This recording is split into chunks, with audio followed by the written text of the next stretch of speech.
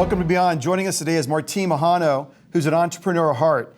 He has a passion for his family, his friends, cigars, music, motorcycles, and fashion. By the way, this guy knows fashion. By the way, as you probably know in the show, John Varvatos is the one that provides a wardrobe for Beyond, so thank you, Martin. Absolutely. You've been huge on that. He has started the Dead Legends t-shirts, paying homage to the fallen icons, and recently started a YouTube channel, American Ride. He is a style contributor to the local OC magazine, Nobleman, and is the brand ambassador for John Varvatos at South Coast Plaza. And we're also going to talk about the known business that you also recently started. So clearly, you have a lot of ideas, and unlike a lot of people I've come across, you've actually executed on the ideas. So it's really a testament to your vision and your stick-to-itiveness and your determination. So thank you. Absolutely. Yeah, thanks for coming on. So, you know, you're very fascinating because you really have this eclectic view of not only style, but things you get involved in, and you really have a high touch to the human condition. You really connect with people. And I know we've had many conversations with John Varvatos about life and about people and the struggle and the success of it all. And so take us back to your early life that led up to your career. How did your journey get started? How did you get to this point where you're at today? Take you back, my journey. Well, it all started in San Francisco. Born in San Francisco in 1975. I grew up in the Mission District. It's not what it is today, so those that are visiting the Mission District and get this little Disneyland or Williamsburg version of it, it was very, very different growing up. How so? It was a ghetto. Yeah. It was just, think about Santa Ana, how that much in itself, certain parts of it were ghetto, and it's just gentrifying and getting better. Mm-hmm. I think progression is important for all mankind, correct? But at what cost? But anyway, that's a different subject. But yeah, that's where I grew up, and my folks in the mid-'80s moved us to a town called Petaluma in Northern California, north of San Francisco, 30 minutes to be exact. And that was an eye-opening experience for me because it was a suburb town, and it's the first time that I had experienced any type of prejudice. And so, with that being said, I think that's where I got my start with, being vocal and building a passion and being able to execute things. And it was interesting. I was having a conversation with a friend of mine about high school, and it was like, man, to see you do what you're doing today, high school was a box for you. It truly is for individuals that are creative, especially a public high school like the high school that I went to. Didn't have the resources for creative minds. And so I was fortunate, however, that I came across some teachers that were creative themselves and helped me execute a couple of things at school that, were these brainchilds of mine and kind of unlock that vision, that potential. It's interesting about school in general, high school, junior high. I think it's a box for a lot of people. And I think the construct and how they design the curriculum and the programs are not appropriate for everybody. Correct. Probably for most people. I think a lot of people struggle because if you don't take tests well, you don't memorize well, you get dinged for it or dinged for it. I was great up to a certain point where I just stopped caring about school or being a scholar. I just have to say that people go through certain things in their life, and the thing that happened for me was when my folks got divorced. I was like, they were the ones that wanted me to get good grades. They were the ones that wanted me to get into these advanced programs and things. Like, when they got divorced, I was like, why am I going to continue to do this? However, that's something that I learned later on in life. You don't do things for other people. You do it for yourself. You do what you love. You follow your passion. Yeah, you follow your passion. But what was that impact like when your parents divorced? I mean, your whole world is built on a certain philosophy and perspective, and that was your rock at some level. And all of a sudden that comes apart. What did that do to you, and what did that do for you? It broke me apart. I lost myself because the trust was lost, especially in the way that my folks got divorced. But being older, I understand now. But when you're young and don't understand what two adults go through, it broke me. It destroyed me. How old were you when this happened? Well, they were divorced secretively. I want to say when I was 11 or 10 years old, sorry, and then I didn't discover that they were divorced until I was about 14, 15 years old. Already a rebellious teenager, and that just kind of fueled that. propelled, exactly. It just fueled the anger and everything, the angst that I was going through as a teenager. But I soon discovered that I needed I think I was about 18 years old when I was like, okay, this is stupid. Everything that I'm doing, this anger. Why am I persisting, resisting what's persisting, and which is I need to get out of school and move on with my life. Yeah. But a lot of people get stuck in that story, right? They're angry about something, they get stuck, and then they give things meanings in their brain that really don't mean that. But they sort of lock into it because it feeds, it fuels whatever they're feeling, and it rationalizes it, and then eventually when you break free of that. Yeah, absolutely. It's liberating. And I think that was the first time that I had encountered that whole mindset where, why am I going to harbor? Mind you, it's easier said than done, because throughout the years, it's been easier for me to just kind of step away. We're human. It'll sting in the moment, maybe for like a day, and then you just got to move on, right? Got to move on. But when you're a teenager and learning about seems like the world, everything. So you mentioned a couple things. You mentioned the racism piece, and you mentioned your parents' divorce. My next question is, what were some of the setbacks and challenges you experienced early on in your journey? Those are two big ones, for sure. But were there other ones that sort of shaped the man you are today and gave you that resolve and that toughness? Having a child at 20 years old, that wasn't planned. That really forced me to grow up and become an adult. Yeah, you're legally an adult at 18, but I look back at when I was 20. I have a 21-year-old now, and he's still, in my mind, man, he's still a kid just because he's legally an adult. He still has a lot of growing up to do. Right. I think that setback just helped me push forward. So it was a positive setback, if that makes sense. Yeah. And what else? So many. Alcoholism. I'll be very open about that. Alcoholism for many, many years set me back because I was blind to what it was doing to me, my body, and the people around me. And it's a disease, it's a drug, and it's horrible. But once I let that go. What was your recipe for overcoming it, or is it an everyday struggle? The recipe for me overcoming was I almost lost someone dear to me. The love of my life. She almost walked out, and not that she gave me the ultimatum, but one, I had to do it for myself. I've learned that you, as an individual, need to do everything for yourself first. Yep. Because if you can't heal yourself first, if you can't make yourself right first, if you can't make your mind right first, and body and your mind, body, and spirit, there's no point on trying to go after someone or stick with someone if you're not right yourself. Right. So was it a spiritual journey, or was it willpower, or was it a combination of both? That when you looked at the drink or the alcohol, you said, "Flip the switch, I'm done," because you saw what you could lose. You had some now new perspective. Maybe you had some spiritual piece of it that gave you that confidence or strength, or it was a combination of everything. And morally, would I like it if somebody didn't give up a substance for me? Right. You know what I mean? Right. That's what really hit me. I'm like, man, what kind of a person? I love you, but I want all these other vices. It's like, what kind of person would I be if I was selfish in that way? Yeah. And after all, that's the biggest part of what I've learned I want to say all of this that's leading to where I am today has all really happened in the past 6 years.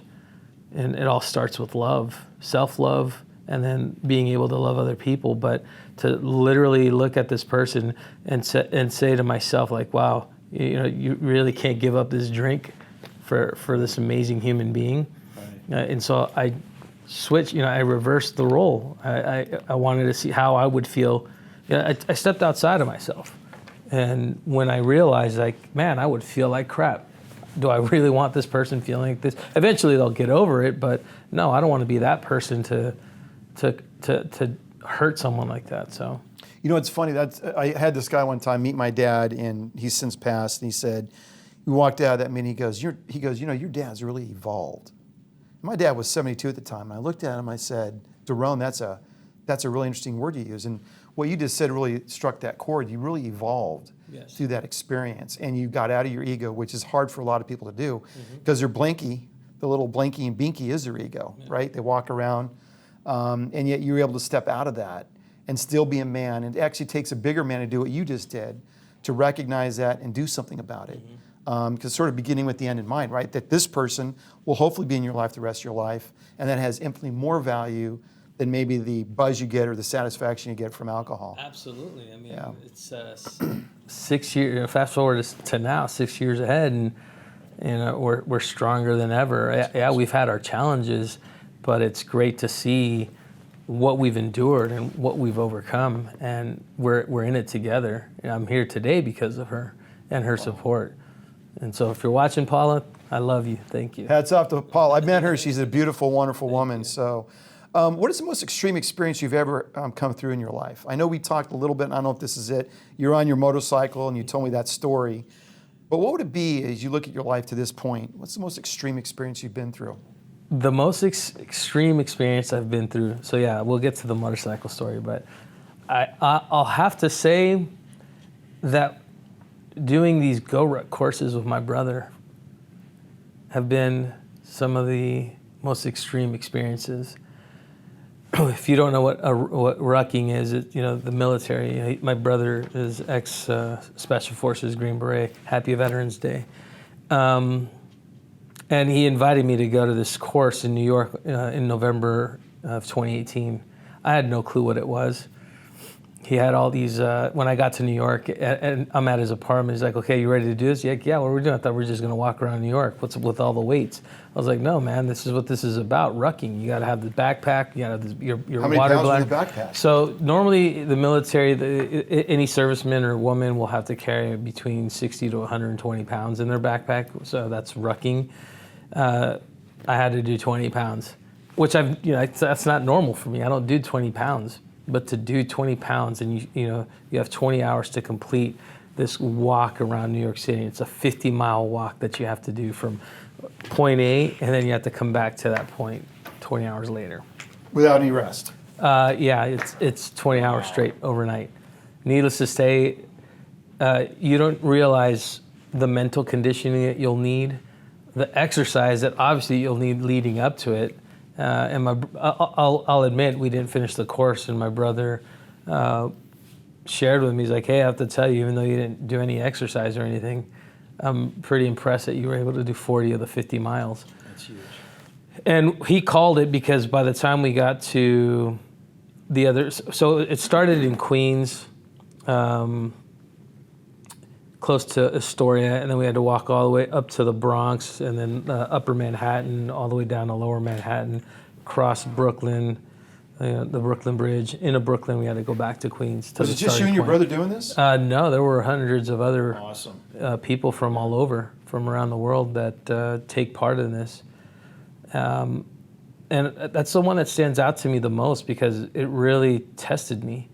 Emotionally, when you're walking around a city and you're just with your brother, and if you're not in conversation, you get lost in your thoughts. So I started getting emotional. I started breaking myself down, like doing a lot of introspect. I started crying about certain things, and why am I making excuses about this or about that? And it really breaks you down. It was it one of those things? If I could do this, I could do anything I set my mind to. Pretty much. Yeah. And so I said, I'm not going to work out. I didn't even take it serious at first. But fast forward to June of this year, we did it again for the 75th anniversary of Normandy, of D-Day. That's right, you're in France. I think I saw pictures. We were in France, and it was a 75 kilometer, so it equaled out to 46 miles. We did 42 miles of that. And all of that was because of poor planning. So we had to cut it short because my brother mixed up the dates. Sorry that I'm calling you out, but mixed up the dates. And needless to say, it was about 12:30 and we still had 5 hours left to go. But we had to get back to Paris. They had to fly out to Nice. But I was really, really proud of that the second time around.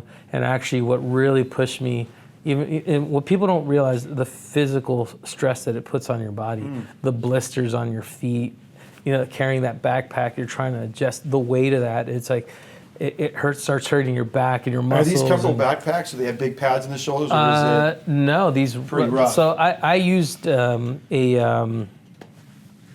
Camelback backpack.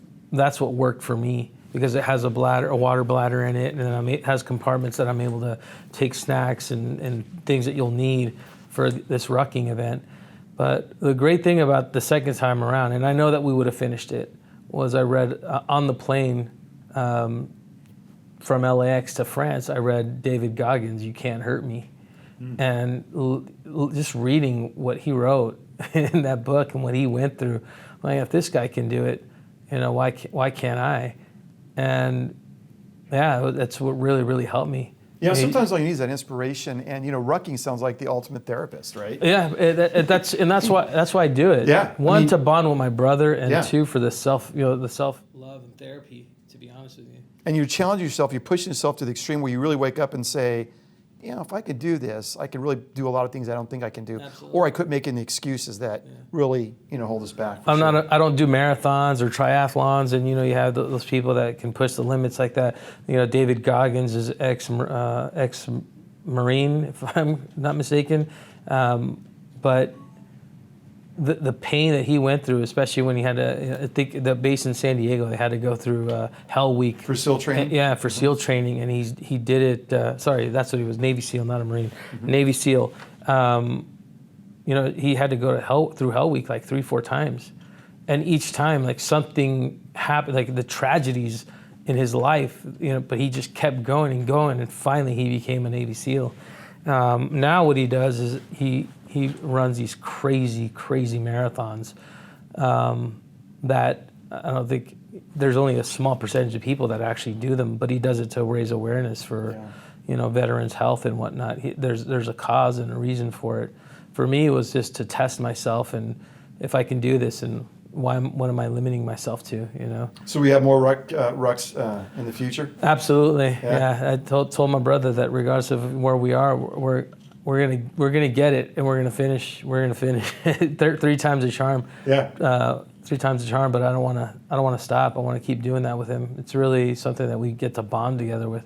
And going back to the divorce, that's one of the things that kind of saddened me, is that my brother and I, growing up, we had a great relationship, and then after the divorce, I was seeking love. I was trying to find a girlfriend or a family, and what about me? I kind of left him behind, and for many, many years, I carried that guilt. Are you the older brother? I'm the older brother, yeah. And so, it's interesting, because I've learned too, it's never too late to change the course of things. You can pivot and course correct your life. And just have a conversation to restore a relationship. Absolutely. And we did in July 4th of 2007. Yeah, he came up. He was in North Carolina at the time, in Fayetteville, and he came up, and we just enjoyed a weekend, the July 4th weekend of 2007. And he came, and he's like, well, I came up here because I want to have a conversation with you and just really kind of forgive you for, I held on to it for many, many years. And I got really emotional. I was super happy that happened. I think that was the beginning of when our relationship changed. So that's fantastic. So we know that we talked about you had a passion for riding motorcycles, and we had a good conversation. While riding on the open road is freeing and exhilarating, there's some freaking crazy drivers out there, right? There is, yes. And so I see these guys with, in the regalia, and they're riding their motorcycles, and they know what they're doing. Mm-hmm. But then you get all these people on the road that aren't paying attention, aren't looking. And I know you mentioned one time, you're on the 91, you're cruising down the 133. It 133? It was a night ride, September 17th of 2012. Decided to get on my Ducati Monster in the evening. It was a beautiful night. Ducati's a nice bike. Yeah, it was, and it's such a fun, easy bike to ride. And I decided to go for a night ride, and got on the 133 and about to merge on the 405 North. And in the turn, my front tire slipped, hit gravel, and caused me to do a go slide, and couldn't stabilize the handlebars. And yeah, that was I thought my life was over. Was it a wake-up call, or was it like, wow, that was close? That was a wake-up call. Yeah, I mean, I still ride, but it was a wake-up call for sure. And I think that after that, it really, even though that accident happened, my mindset still wasn't comprehending, like, hey, man, you need to appreciate every single day that you have. And I think it wasn't until my new son, I have a 4-year-old now, after he came into my life, that every day, I have my previous sons and all of that, they're adult children, but you talk about evolving. I evolved again as a father, and to have my 4-year-old in my life like that just kind of stopped time a little bit. Tap the brakes. We're not Yeah. single. And, yeah. So I got rid of the Ducati. I got after the accident. I thought the bike was totaled. A month later, they were like, "Oh, we were able to fix your bike." Ducati called me and had to go pick it up, and that was scary to get back on the bike and ride it. But I took it through the PCH and rode it back home to Laguna. What was scary about that? Was it that you lost control that one time and you weren't anticipating it? Or? I think that was it. And just... What could have happened? Yeah. And it just to get back on it, there's a trauma. I got into a car accident in, I think, my senior year of high school, coming over the Golden Gate Bridge. And for the longest time, I couldn't go through the Waldo Tunnel, which is now the Robin Williams Tunnel. Because every time I would go through it, I would feel the car shake. Like I would go through it's a trauma, like PTSD. almost PTSD. Yeah. So I think that's what it was. But once I got on the bike, I told myself I just got to get it home. That's it. And then I didn't think twice. Rode it home. What's more dangerous, the gravel or drivers? I mean, there's things on the road and there's drivers. Yeah. Too many distractions today. Everybody's on their phone. There's nothing that's important. And when you're in a car, what's the most important thing is being conscientious of what's going on in your surroundings and what's happening around you. That phone call, that meeting, or that conference call that you have to get on, or the text message you have to send, or the email that you have to, it's not worth it. Not in relation to human life. Yeah. Yeah. I think we're in a time where I feel that there's just too much selfishness in the world, and people aren't considerate to what's happening around them. They think that they're in a home, riding around in this vehicle, and it's not your home. They think they're driving a Tesla. Yeah. But there's no self-driving. Most part, there's no self-driving cars. Oh yeah, even Tesla's self-driving. Like that whole autopilot. That's right. It's kind of scary. Yeah, it's kind of scary too. I mean, we're not quite the idea and the technology of it is really, really cool, but we're not there yet. For people to fall asleep behind the wheel and take a nap, yeah. So Pump the brakes on that. So how do all these experiences in your life fuel your passion as an entrepreneur? Because to me, when you get the collective of your experiences, it shapes your worldview and how you see the world. So how did that really fuel your passion as an entrepreneur? These experiences were one component. You want to hear what really pushed me? Absolutely. Because if you've noticed, you've known me now for about a year. Yeah, about a year, and you know that the things that have been happening recently have happened recently, especially after June. Yeah. We went on a vacation. We went on a road trip, my wife, Massimo, and I. And during that road trip, we were in Monterey, and we stayed at this little inn. And right next to our room, there was a swimming pool and a hot tub. It was a cold morning, so we decided to get into the hot tub. And my son, at that moment, decides, I don't want to wear my floaties. I want to swim. And he learned how to swim, like just there. I was in awe. Like at the time, he was 3.5, and I'm like, man, here's this 3.5-year-old. Just he wants to swim. He decided, and didn't even wait for me. And he jumped in, and I had to get him. Obviously, it sounds like someone else I know. The apple doesn't fall far from the tree. Well, there's the reason why this story is important. You'll get it. You'll get why. So I still had to hold on to him and teach him, like, hey, you got to hold your breath and all these other factors. There's still so many variables. You're trying to swim, But he didn't care. He just went to, he wanted to swim. Then when we got back, the second day that we got back from that vacation, he looks at his balance bike, and he looks at my wife and says, hey, I want to ride my pedal bike. I mean, he went from a bounce bike, and in a matter of, I mean, we had him on that balance bike for almost 2 years, or a year and a half, and he just got on the bike and started pedaling. So what that really showed me is like, here's this 3.5-year-old, zero excuse. And at that age, that's those things are kind of scary, but he wasn't even thinking about the fear factor of it. Yeah. He just went and did it. Where here as adults, we put up these walls, and from that moment on, I said, I'm never making a wall again. If he has zero excuse, what's my excuse? And he's 3.5 years old. I'm a grown man, and what a gift. Yeah, and so that literally I learned from observing my son. And so literally, like, it's just been full force, no excuses. Let's get Dead Legends going. That's a brand that I had. The idea of it was when I was still living in New York in 2007, 2008, but it didn't come to fruition until 2018. But then 2018, I bring it to life, and then I get a job with John Varvatos, and I put it to the wayside. I shouldn't have done that because I put my full focus in. That's one thing that those that know me know, that when I put my mind to something, I go all in. Yeah. So I have to learn, how do I go all in, with all these different facets, and then kind of keep the plate spinning. Yeah. And so and I decided, screw it, I'm just going to do it.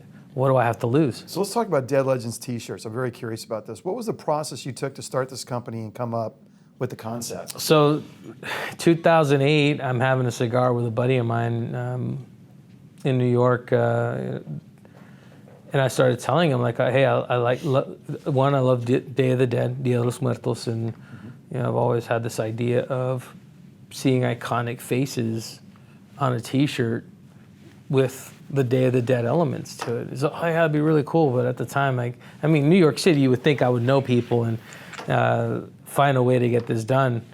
But my mind wasn't ready yet. I wasn't ready yet. So fast forward to 2018, after being in Orange County for several years and meeting different people, this time around, I was just like, you know what? I need to make this happen. I'm not an artist. I'm an artist in a different way, or creative in a different way. So a friend of mine, Sabet, he is an amazing artist, a beautiful human being, and I reached out to him. I was like, hey, and told him the idea. I told him what I wanted to do and what it was about. It pays homage to fallen icons and people that have helped reshape society or have contributed in some way, shape, or form. He goes, cool, I like the idea. It's like, but you have to draw it in, with Day of the Dead elements. It's like, is there any trademark or copyright issues if you do really iconic people? So the thing is, it's an artist parody, and so with an artist parody, it's or creative license. Yeah, is it really that individual that you're looking at? If you look at the Frida Kahlo that we did, there's elements to, the way Frida wore rose or flowers in her hair and whatnot, but it looks like a skull. Yeah. Could have been inspired from my wife. Then there's a James Dean. Again, another artist parody. I'm looking at a skull. So what's the process you go through to get this thing going again? Is it finding the artist, finding the t-shirts, high quality, getting distribution? Walk us through that a little bit. So the way that it happened the first time with Frida Kahlo, I literally had to go to LA, pick the fabrics, find a cut and sewer, create a pattern. Once they created a shirt, make sure that it was the fabric that I chose was the right fabric. So it starts with sample fabric first. So then you get the sample T-shirt made, and then from there it's like, okay, I don't like that. Let me get a different fabric. It was just grueling, too long. Living in Orange County and then driving to LA. It's killer. Traffic will kill you. Yeah, it's not fun, to say the least. And so finally, when I was able to pick the right fabric, and thanks to a friend, her name's Oksana. She has her own clothing, her own children's brand called Pirates and Unicorns. With her help, I was able to, she would take me to different places and show me, who has the best fabrics and who I can go to, if I want, depending on, if I'm just doing a small quantity. And so through her help and guidance, I was able to get this whole process going. So you have multiple colors, multiple patterns, or imagery? I started with just the white, black and gray, just Okay. simple colors. Because I mean, what do I know about what's going to happen with this brand? I wasn't even sure if it would catch or if anybody would be interested. So I just wanted to start small, small scale, and then later on, if it gets traction, focus on doing something bigger. And how many iconic images are you Currently, starting with? currently it was Frida. So explaining the process, what I had to do before, go to LA, get all that stuff made. Once it was made, it was like, okay, I have to find an easier way to do this, in a more streamlined way. Enter Victor Pena of Omniprint International. But his process, literally, he has all the T-shirts. He works with so many vendors. He simplified the process for me, so I don't have to drive to LA anymore. Now I just go to one shop, tell them what I want. Here's my image. You print it, and although we did go through 12 different vendors until I chose the right shirt that I wanted, which the cotton is milled in the USA. It's cut in the USA, but it's sewn in Mexico.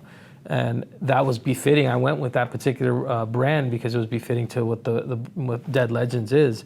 Made in America, but it has these Mexican elements to it. And so he was actually really happy. He's like, wow, really, we're gonna go with this one? I was like, yeah, this is the one. And so again, I have white, gray, and black. Fast forward to now, the idea of Dead Legends is collaborating with different artists, and they choose the legend or the icon that they want to draw. I want to give them the creative freedom. Obviously, I don't want to manipulate or give them input. But so far, everyone that's been done is, so James Dean, Frida Kahlo, then we have Jean-Michel Basquiat, this artist by the name of Sal's, famous out of Dallas. He decided that's who he wanted to do, and I got chills when he told me he wanted to do Basquiat because I'm a huge fan of Basquiat and his art. Then we have some really cool ones that are going to come out, which I don't want to just mention, Right. It's going to be a surprise. So it'll be dropping soon. We're going to learn more about Dead Legends. Is there a website you have? Yes, or? thedeadlegends.com. Okay. Or you can just follow at _dead_legends on Instagram. And What a cool idea. Very creative. So yeah. So it wanted to. It also brings other artists to light, and it's a collaboration. I have the process. All they supply me with is their artwork, and then I do the rest of it. So. And then the startup capital. Where do you get the startup capital? Start making the runs of T-shirts. I make the startup capital just self-funded. Are you looking to raise money or make an investment? It's a possibility. It's a possibility, but right now it's. I think with the way that it's working, there's a percentage that goes to the artist. There's a percentage that goes to Omniprint just because of the production.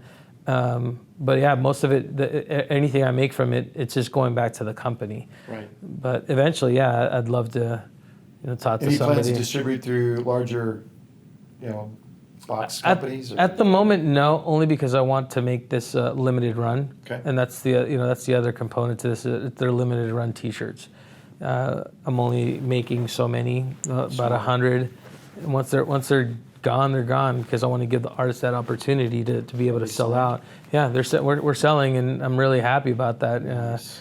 So I had to really get refocused on Dead Legends and had to do a whole Shopify website. I had a Squarespace, and the reason why I went to Shopify is because that's what Omniprint's backend is integrated to. Makes sense. And literally, how easy it was to just set it up on Shopify. Actually, wasn't easy. There were some complications, but what I mean is the simplicity and logistically what Omniprint does on their end. It It's pings, synergistic with what you're doing exactly. as opposed to try to fit and force So it. it just once we did it, boom, and all of a sudden orders started coming in, and they were able to pick it, pack it, ship it, and it's out. Fantastic. Well, not that you don't have a bunch of plate spinning here, but let's talk about known and unknown. Known, Talk to us unknown, about what that yeah. collaboration's all about. So Known Unknown, it's a creative collective, and there's a group of us that have worked in different fields. Obviously, the cameraman Martel, he's one of the six. Sorry, there's seven of us.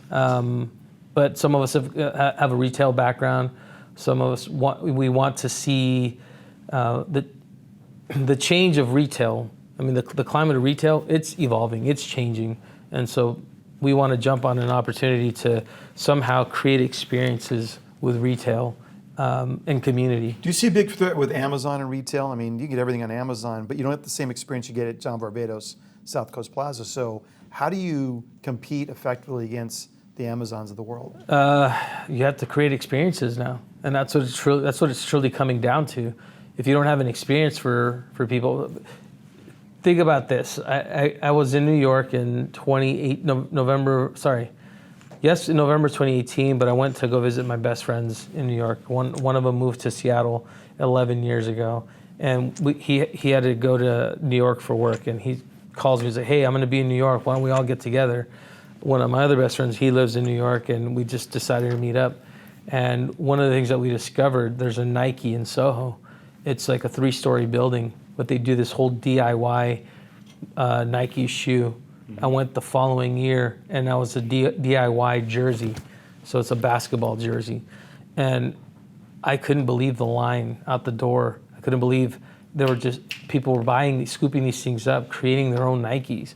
And it was a take of the Dunks and Air Jordans. And people were really able to take a blank and create different swooshes, backward swooshes, their own design. Because I think that's what people want. You know, I try to introduce something like that to the company that I work with. Obviously, they didn't see the value in that, but it's okay. I mean, I see the value, and I know that my clients would have seen the value, would have appreciated to be able to reprint old prints that are no longer available. You know, that's you know, it's predicted that by 2025, 75,000 brick and mortars are going to be closing. Right. And why? I mean, yeah, like you're right. The Amazon, it's a threat because they have everything available, and you can have it the same day or next day. You know, we're in such a digital age where it's about instant gratification. People want everything right now, touch of a button. You know, I think that's what's great about social media. I shunned it for many, many years, but then once I started my own business, that it changed my perspective on social media. So the model of known unknown is you can create your own design, look, and feel on what? On shirts? No, the idea of known unknown is to take brands, artists, musicians, brands that may not have a platform or the means or the capital to go and lease a space. You know, we'll do pop-ups, and you know, we'll do events around these brands to introduce them. You know, on what was it? November 8th, we did our first event with Alisa Bet, and it was a live art and live music show to see this projector and his iPad connected, and he's doing art while his friend Cinema is actually doing music on this cool-looking guitar called the Chapman Stick, which I've never seen before, and he's creating this it's like a symphony to this artwork.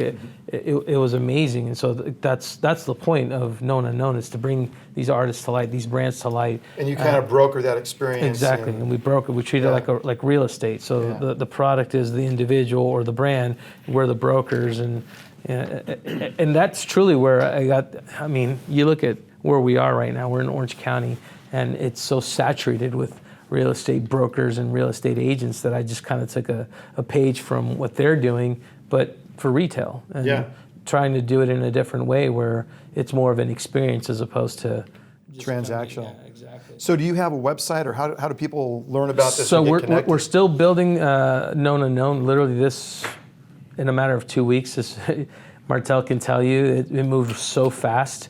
So we have a website, but the website is still being built. We have social media. We're on Instagram as Known Unknown Official, but it's not spelled known. It's KNWNUNKWN Official, and that's the Instagram. Okay. So yeah, those are 2 ways that people can get a hold of us. That's very cool. So as if you don't have enough on your plate, let's talk about the next thing you guys are working on, and you've had several shows come out. So you recently started a YouTube channel called The American Ride. Yeah. So talk to us about that, and what's your vision with the American Ride? So the American Ride, the reason why I am doing it is to create a voice for American artisans or people that have a trade that it's American based. It's saddening to see what's going on with jobs being exported, with jobs being filled in from immigrants from, they're getting their work visas, and companies are bringing people in from other countries so that, to protect it and preserve their bottom line. And to see this gap between the poor, the middle class, and the rich, that's primarily what inspired me to do this, because I want to bring to light these brands so that people can say, hey, we have people locally that you can support, instead of going to Amazon, or instead of buying disposable and everything that's made in China.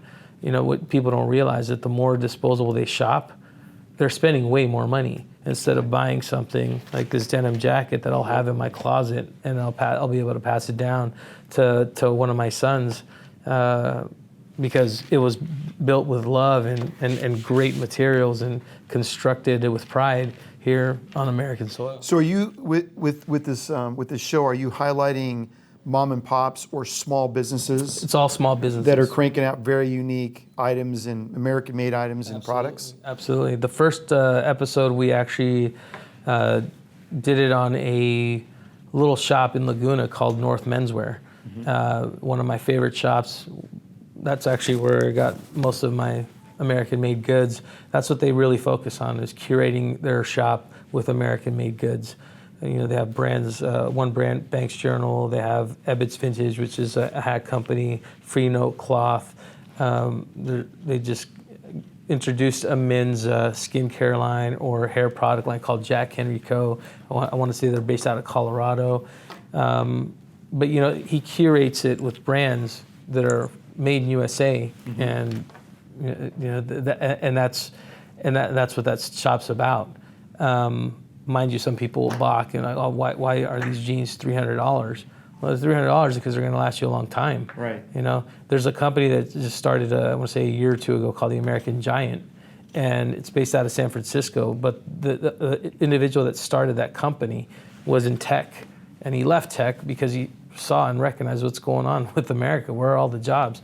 He purchased a cotton mill in South Carolina and then a manufacturing mill in North Carolina, and that's where he gets. He sources his own cotton, and he manufactures everything in North Carolina, but then sells it out of his shop in San Francisco. They just opened one in Soho. The sweater was on Slate.com as the most expensive but the best hoodie that you'll ever buy, and it's like a $128 sweater, sold out like that. Because there is a need. Obviously, if you can sell out a product like that, it means that you're tugging at the heartstrings of Americans. Sure. Now, and it's not a matter of being patriotic, but this is the soil that I grew up on. This is the land that I'm from. Why are we worrying about what, and it's not to negate the fact that there's atrocities happening all over the world, but why are we the police? Why do we need to focus on that? Not to get political, but let's take care of the home folks. Yeah. We're going to become a third world country if we don't start taking care of our own. Yeah. You go to LA and it already looks like a third world country. Yeah, you got Skid Row, you got tent cities growing. Massive homeless problem. Yeah, it's a massive homeless problem. Not just there. You got San Francisco, you got New York. The difference with New York, you don't see it as much because they all go underground. But it's starting to hit every city. And how sad is that? Why? Because we moved all of our jobs overseas because we want to fill our, some executive wants to fill up his pockets, and I get it. I'm not opposed to capitalism, but at what cost? Right. We need to take care of our own. So exposing these companies really makes a lot of sense. How do they find out about the American Ride on YouTube? And do you have a web channel, or no website, but the handle is at the American Ride on Instagram, and it's American Ride on YouTube. Nice. Hey, make sure to hit like and subscribe. He does a great job. He's very animated, and you're really doing a really good service to American businesses. Half the game here is trying to get the word out of who you are, making people aware. I mean, that's half the battle in this universe of social media, because there's so many people trying to get the word out. But I think you're doing a great job, and I'm sure these businesses really appreciate it. Thank you. So as you got the fifth or sixth plate now we're going to talk about. You're the style contributor to Nobleman, which is a local high-end Orange County magazine, where you write about fashion and the cool things that dudes want, that men want, that gentlemen want. Right? Yeah, yes. So how do you stay on the cutting edge of fashion and where it's going? Because to be a contributing editor to the Nobleman means you got to have your pulse and finger on where it's all going. So how do you do that? Well, the great thing about the style aspect of what I do is because I have a pulse on what's going on with the American made. That's my primary focus. And I am grateful that Yves Lesieur, the executive editor, understands that about me, and so he'll ask that of me. There's another aspect where I'll help style people, so I'm able to pull from different brands so that I can style for the magazine. But yeah, I stick to my niche, and that's I think that's what gives me the upper hand. I'm not going to talk about Italian menswear. Yeah, I was part of that world at one point, but I'm going to stick to what I know going forward, and so I think that's what's helped me in that regard. So in retail, I know when I've experienced you at John Varvatos, you can take pieces, and I could look at something and it looks like a shirt and a jacket, and it looks good together. But when you look at it, you're looking at material, you're looking at fine, intricate detail, how it pairs together. Talk to the audience a little bit about how do you see all that in clothing, and where'd you learn all about that? Or did it just come naturally? You just see it, and because you can discuss in detail the fabric, the coloration, the history of it. True, a lot. So a lot of it came from at a young age. I remember a particular story. My mom and I were walking on Market Street, and we were close to the financial district in San Francisco. And I looked at my mom and I asked her, I was like, what do all these men do that dress so nice? And she's like, well, some are doctors, some are lawyers. So at one point, I aspired to, I didn't want to be a doctor. I didn't want to be a lawyer. I just wanted to dress like that. Yeah. And so, lo and behold, years later, that ended up happening. I started dressing in suits and, nice Italian suits, custom, bespoke. And I think just throughout the years, just working with different brands. When I was in New York, I worked with Prada. I also worked with Louis Vuitton. And then reading on these brands. When you're submersed into that world, it's a passion. Yeah, it's a passion. Yeah. But it's not only that. I also wanted to be on top of what was going on. The trends. Not so much now. I've removed myself from the suiting world for different reasons. I just decided I'm gonna be my authentic self. And the suiting I felt was a way to masquerade and to blend in. I call it being a wolf in sheep's clothing, right. Because I'll let you. Because a lot of those, I'm in business. I get it. Yeah, I get it. It's good. It's a good metaphor. Yeah. So we met through John Varvatos, and I got to say, in my experience with you and your team, this is a leadership question. I just always walked out of there amazed at the retail experience because you've changed and flipped the script on retail. Normally when you go into retail and you go into a store, there's an agenda. They're not authentic. They want the sale, wham, bam, and you're done, right? Yeah. When I go into John Varvatos South Coast Plaza, your team is really like family. Your team is really genuine, authentic. Thank you. They'll spend time talking about whatever you want to talk about in a real deep way. In fact, I'll get stuck there, not stuck, there's a wrong word, but I'll be there for over an hour just having these really deep, interesting conversations, which you just don't get. And I'm nobody. I mean, you have to understand, I walked into John Varvatos. Don't say that. Well, nobody. And here's why I say this. Sorry not to cut you off, because I love your thought, but I must say this. I hear that term all the time. We're all somebody. The world just doesn't know it yet. Yeah, fair enough. But when I walked in there, Martine didn't know me from a hole in the wall. And I just walked in and said, hey, I got a podcast, video cast. Would you sponsor my wardrobe? And he says, yeah, man, sounds good. Come back and we'll talk. And that's unique, as we all know. But in the retail concept or sense of the word, people are harried, they're stressed. You can see it on their face. They got big quotas to hit. Not that you don't, but talk to us about your leadership style and how you're able to create that culture. Maybe it's not just you, but the culture's there. So talk about the culture and how you're able to affect that within John Varvatos. I think what I wanted to do, stepping into John Varvatos, and I'm grateful to Robert Semelius, who's the one that brought me to John Varvatos, that he allowed me the freedom to really change the culture and the environment. And working retail for over 20 plus years, I really wanted to do the opposite of what I was doing before. Again, we're seeing where we are in retail, it needs to be about the experience. And so going in there, it's like the first thing was, relationships. Let's build a great, let's find out who everybody is walking into our doors. I meet so many cool people that, I mean, I met you, and here we are today. But all it takes is just drop your pride and ego, get to learn about somebody, find out what they do, what makes them tick, and connect on a deeper level. Yeah. Because then what ends up happening is they see wow, you actually do, you care, you're genuine, and you want to know more about me as opposed to trying to sell me. Like I'm not trying to sell anybody. We have so many people that do that. For me, it's about building a long-lasting relationship, and that's the most important thing. Because how can I then, after that, or my team, try to sell someone something if we don't know who you are? If Right. we don't know what where do you like to travel, where do you live? People come and go. They're passing through, so we could have people visiting. Yeah. So we don't know if they're from a cold area, if they live in colder climates or whatever, or if they live in Hawaii and they don't have a use for a sports jacket or whatnot, you know what I mean? So it's important that we get into the details of who a person is first. Some people are resistant, but then when they realize, it's like, well, let's break the ice a little bit. You want a beer? Yeah. You want something? It's like, let's find that cocktail. But there's no pressure, which is interesting. It's very curious. But you guys do really well. It's like that old saying where people don't care how much you know until you know how much you care. There's a lot of truth to that, because I think in this world you see a lot of people are selfish. That's true. I think a lot of people go around just with their guard up. I remember I was in Iowa at a stint in sales, and I remember walking down Main Street of Iowa, coming from Southern California, and people would say, "Hey, how you doing?" I literally would stop and look back and like, "You talking to me?" Right? Because in California, you have your guard up. You're very careful because there's a lot of angles going on here. Whereas they're just genuine, authentic, real people. That's why I moved to San Clemente. Yeah. Because it's a lot like that's like Mayberry. Hey, Yeah. how's it going? Yeah. Good morning.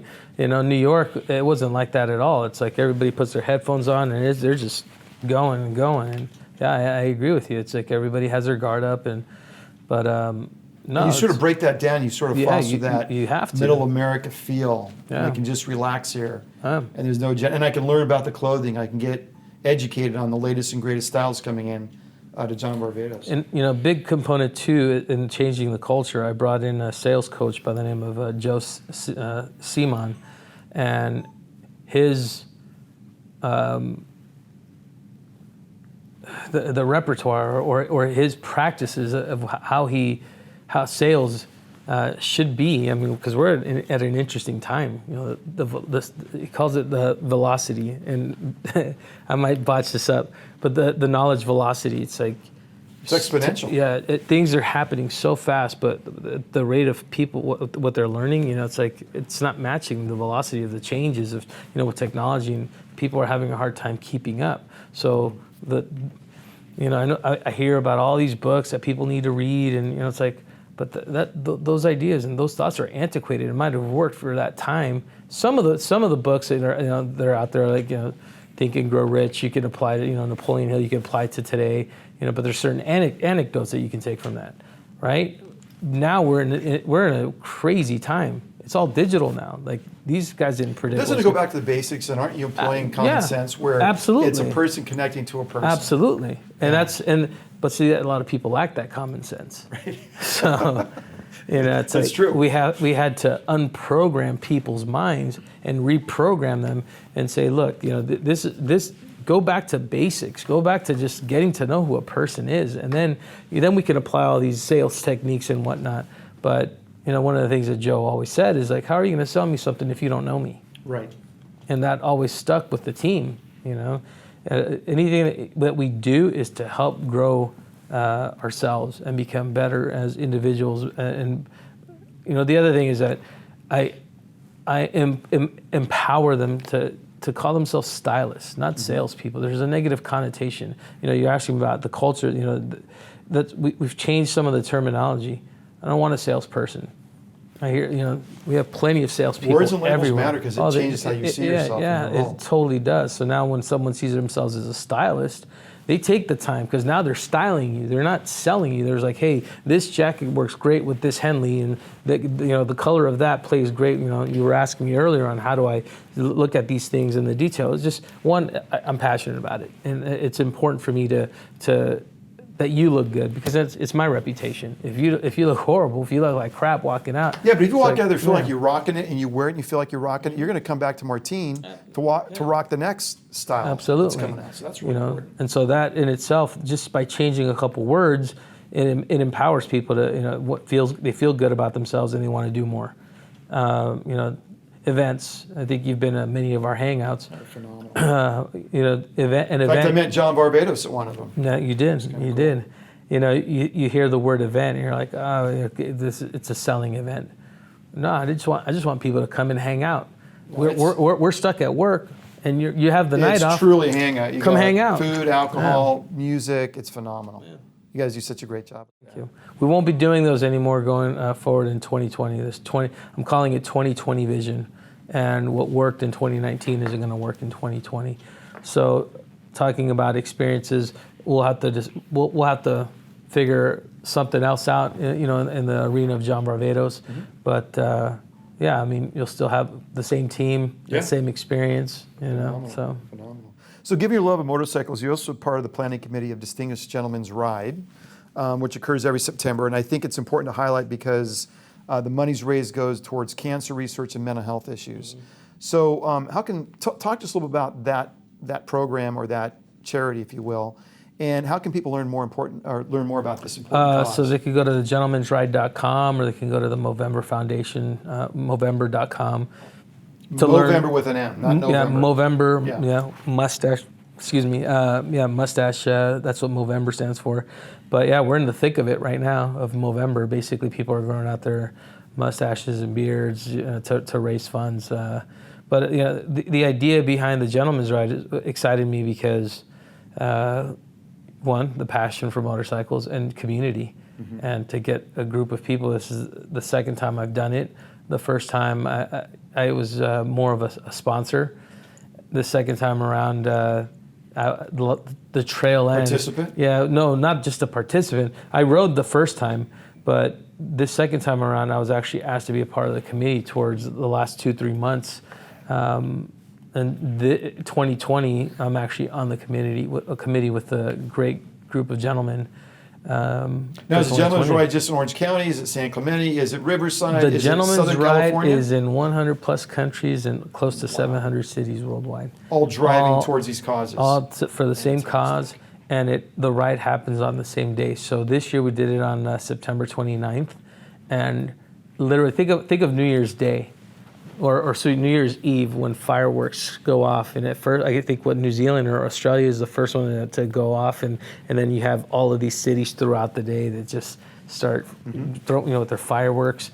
Well, it's the same thing. 11 a.m. in Australia. New Zealand is the first ride, and then Australia, and then each country. And where did it happen here proper? Was it in Newport? It started at Guacamigos in Newport on PCH. We went down to Dana Point, and then we ended up in Sea Legs at Huntington Beach, Seal Beach border. It was a good time. Yeah, it was a great time, and it was the first coastal ride. We were the only coastal ride throughout the whole Gentleman's Ride. Yeah. Nice. So people caught on though. So there are different cities now that can actually do coastal rides. So now they want to jump on the coastal ride bandwagon. So happy to say that you should trademark it. Orange, yeah, I know, right? Happy to say that Orange County was the first to set that trend. So, yeah. So let's switch gears. What advice would you give your 25-year-old self? Do not resist what persists. Accept it. Have acceptance. And actually, what's funny is that at 25, that's when I discovered that. Like, accept how things are going, and the universe will flow a lot easier for you. True. Very well said. Well said. Yeah. What are one or two pearls of wisdom you can offer the audience if they took your advice, whether in their personal or professional life, it could really make a big impact or difference? Drop your pride and ego, and your business will thrive. And it's easy. It's easier said than done. But once you learn how to do it, just start learning to work with people. And the second pearl of wisdom, I guess it'll be in a couple parts. Do things without any expectation. Do it from love. Because if you do it with the intention of you want to monetize, that's coming from greed. Or quid pro quo, Yeah. something for something. Yeah. Yeah. You know, so do it from love, and the universe will reward you. True. Who's that person that's had the most influence in your life? The person that had the most influence in my life. Man, there's so many people. But I will have to say my stepfather, Tom Monder. He doesn't know this, but you know, I've had mentors, but he's my stepdad. He came into my life, like I told you in the beginning of the podcast, probably the darkest time, and he's stuck around. He's still around, and you know, talk about acceptance. The day that I accepted him, like, man, this man's going to be in my life, you know, until he perishes. Make the best of it. And probably one of the most patient men, one of the most self-made individuals, you know, and this example was always there. Mm-hmm. He's in real estate. The bug never, I did it in New York, but I couldn't look at him, you know, and this was interesting because I did real estate in New York at a time when the bubble burst. And timing's everything. And it was interesting because I started in 2006, so I started seeing a lot of things that were leading up to the bubble bursting. Mm-hmm.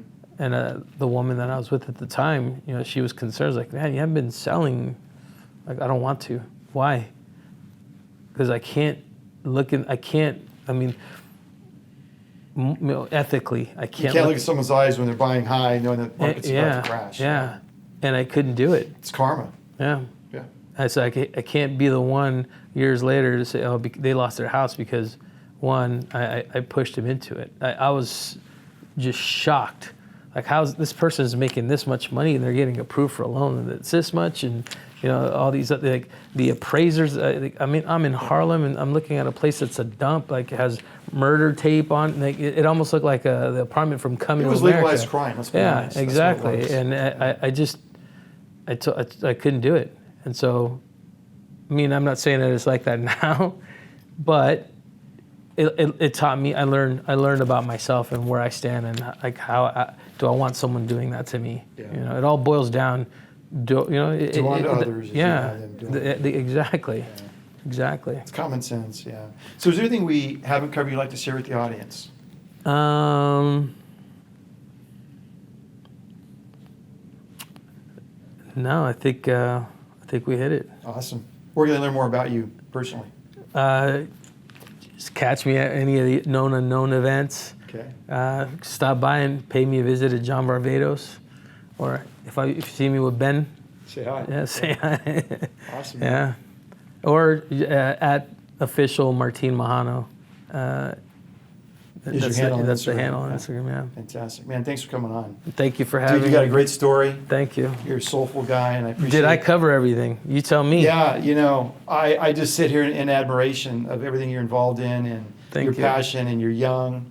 And this is not the end of the story for sure. No. There'll be multiple chapters written, so just hats off to you, my man. Thank you. And how you impact people and how you touch people. I'm one of those people. Thank you. I appreciate that. So thank you. Yeah. Actually, you just, before we are we done, or are we still going? No, keep going, man.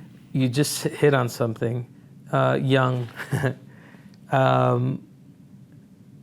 Definitely, you know, I'm 44 years old. It's never too late to start.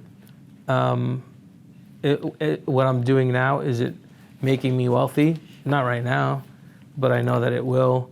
And for me, it's not about the wealth. It's about making passive income, so I don't have to trade my time for money anymore. And that's truly why I've shifted gears, because I want to be able to pass something down and leave a legacy to my children, to all of them. You know, and it's important to know that you have to reinvent yourself, progress, evolve. Totally. So otherwise, you die. You're dead. Yeah. Cool. Thanks for the wisdom and insight. Appreciate it, brother. Thank you, man. Yeah. That's it from Beyond. Wardrobe today provided by John Varvatos, Martin and his team. You can always follow us on Beyond Ben Bobo on the web, and of course at Beyond Ben Bobo on social media. Until next time, remember, becoming is better than being. Thanks, man.